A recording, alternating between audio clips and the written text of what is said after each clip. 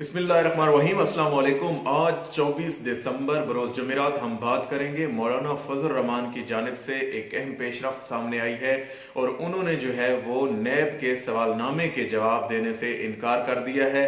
उसकी क्या डिटेल है, इसके अलावा मारूफ माहिर कानून एतजाज़ एहसन ने कुछ ऐसे सवालात और कुछ ऐसी मौलाना की चाल जो है वो बेनकाब की है जिसको भी आपके सामने रखूंगा।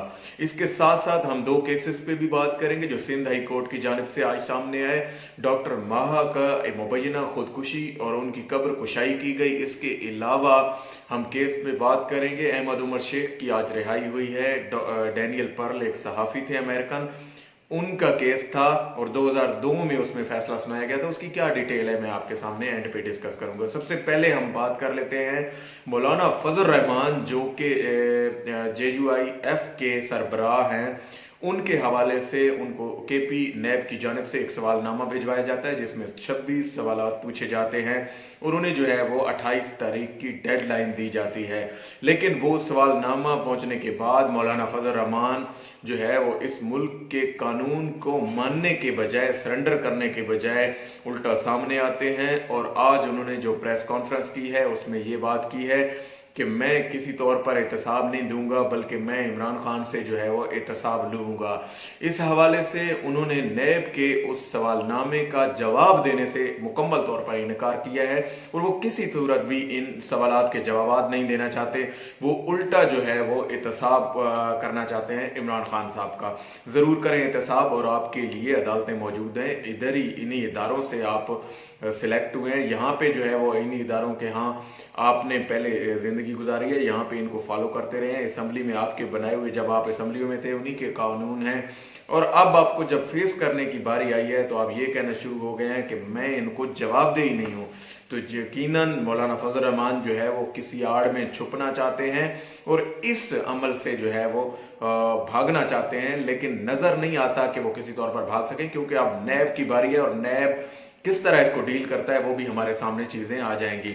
मैं आपको बताता चलूं एतजाज़ एहसन जो मारूफ माहिर कानून है और इंतहाई उनकी राय जो है वो इंतहाई अहम समझी जाती है और अहबाब फ़िक्र के यहाँ उनकी राय को एक किस्म का मुकद्दम जाना जाता है। तो उन्होंने मौलाना फजल रहमान के हवाले से अहम सवालात उठाए हैं और रात उन्होंने एक इंटरव्यू में कहा कि मौलाना फजल रहमान एक इंतहाई गैर संजीदा शख्स हैं क्योंकि जब ये पैचअप हो रहा था और ये PDM बनने से पहले आसिफ अली जरदारी के पास जब आते थे तो उन्हें कहते थे कि आपका जो भी शिकवा है या जो भी सवालात हैं मैं नवाज शरीफ से वो आपकी बात मनवाऊंगा और इस तरह आके कहते थे। और जब नवाज शरीफ के पास जाते थे तो वो ये कहते थे कि मैं आसिफ अली जरदारी से आप जो भी चाहेंगे मैं वो करवा के दूंगा, मैं ही दरमियान में वो हूँ, एलची हूँ और जो इस बात को जो है वो आगे लेके चल सकता है।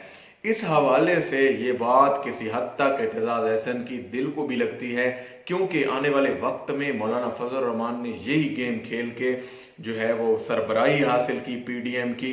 दोनों साइडें जब दोनों एक ऐसी जमातें दो एक दूसरे को चोर, डाकू और लुटेरे कहती थी, वो जमातें कैसे एक मेज पर आकर बैठ गईं, ये मौलाना फजल रहमान की यकीनन एक चाल है। और इस हवाले से आज शेख रशीद का भी एक बयान हमारे सामने आया जिसमें वो कहते हैं कि इस फसाद की जड़, ये PDM का जो फसाद है इसकी जड़ जो है वो मौलाना फजल रहमान है।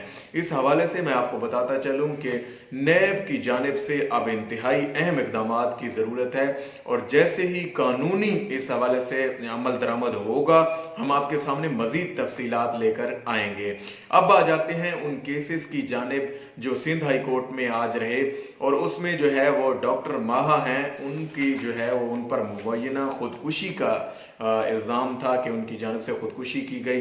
तो उनकी कब्र कुशाई की गई। उनके जो तफ्तीशी अफसर हैं उनकी जानिब से ये बात सामने आई कि ये केस में ऐसे शवाहिद सामने आ रहे हैं, ऐसी ऑब्जर्वेशन सामने आ रही हैं कि अब उस केस का ताल्लुक जो है वो खुदकुशी से नहीं बल्कि उनके साथ जो है वो ज्यादती हुई है और उस ज्यादती के एविडेंस के लिए उन्होंने कब्र कुशाई जब करवाई गई तो उनके DNA टेस्ट लिए गए और अदालत ने जो है वो हुक्म जारी किया कि इनकी डीएनए रिपोर्ट 5 जनवरी तक जो है वो अदालत में पेश की जानी चाहिए, ताकि अदालत इस हवाले से जो है वो अपना डिसीजन ले सके।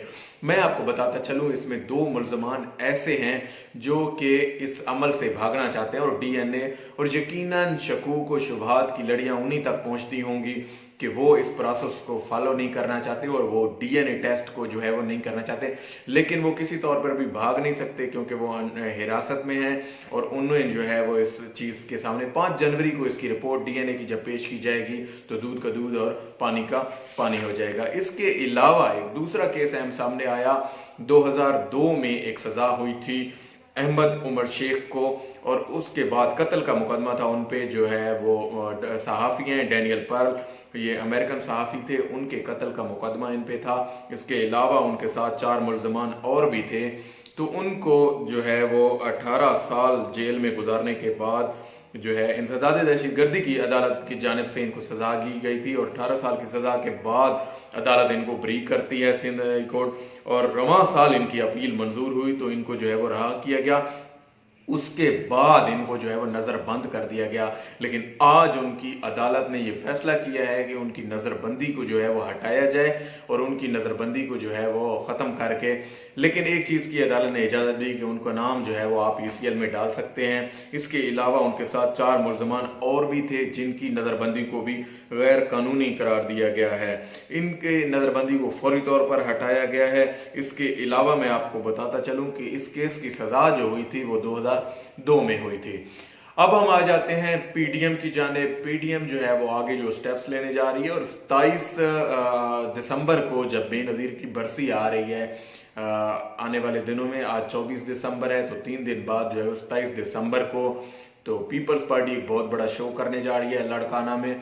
उसमें उन्होंने जो है वो आज मौलाना फजल रहमान से आसिफ अली जरदारी ने भी बात की है, लेकिन जो बातें सामने आ रही हैं, जो कल इनका जलसा हुआ है मर्दान में, उस हवाले से भी हमने बताया कि वहाँ पे जलसे में पीपल्स पार्टी ना होने के बराबर थी। पहले पीपल्स पार्टी ने अनाउंस किया कि यूसुफ रज़ा गिलानी जो है वो शिरकत करेंगे, लेकिन बाद में यूसुफ रज़ा गिलानी ने भी शिरकत नहीं की, और वहाँ पे किसी तौर पर भी हमें ये तासुर न मिला कि पीपल्स पार्टी कोई एक्टिव नमाज नजर आई, बल्कि एक्टिव सिर्फ मरियम नवाज नजर आई। लेकिन मरियम नवाज ने भी वहाँ पे जाके, मैं आपको बताता चलूँ कि उन्होंने एक ऐसा नारा लगाया जो इससे पहले वो कोई और सोच भी नहीं सकता था कि नून लीग में ऐसा नारा लगेगा, और उन्होंने पीपल्स पार्टी जिंदाबाद के नारे लगाए।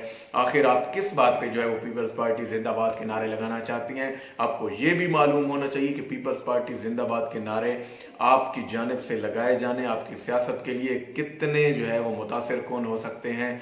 और आपने ये नारा शायद इसलिए लगाया है क्योंकि इस मौके पे जब पीपल्स पार्टी जो है वो हमें पीछे हटते हुए नजर आती है, और किसी सूरत भी मौजूदा तनाजुर में जो बयानात हमारे सामने आ रहे हैं, मैं आपको बताता चलूं कि उसमें किसी तौर पर भी ये बात सामने नहीं आ रही कि जो है वो इनकी जानिब से पीपल्स पार्टी की जानिब से आगे लाए अमल तय होना है। उसमें धरनों की सियासत और ख़ास तौर पर इस्तीफे और सेनेट का जो इलेक्शन है और ज़िमनी इलेक्शन आ रहे हैं, उसमें पीपल्स पार्टी पीछे हटती हुई नज़र नहीं आ रही, बल्कि पीपल्स पार्टी का ये दिल है भी किसी तौर पर इस प्रोसेस में शामिल हो के अपनी जो है वो सेनेट की सीट्स को जो है वो सेफ करे। तो देखते हैं अब इस हवाले से क्या अपडेट रहती हैं, हम आपको इन्फॉर्म करते रहेंगे। आज तक के लिए इतना ही। अल्लाह पाक आपका हामी नासिर हो। पाकिस्तान जिंदाबाद।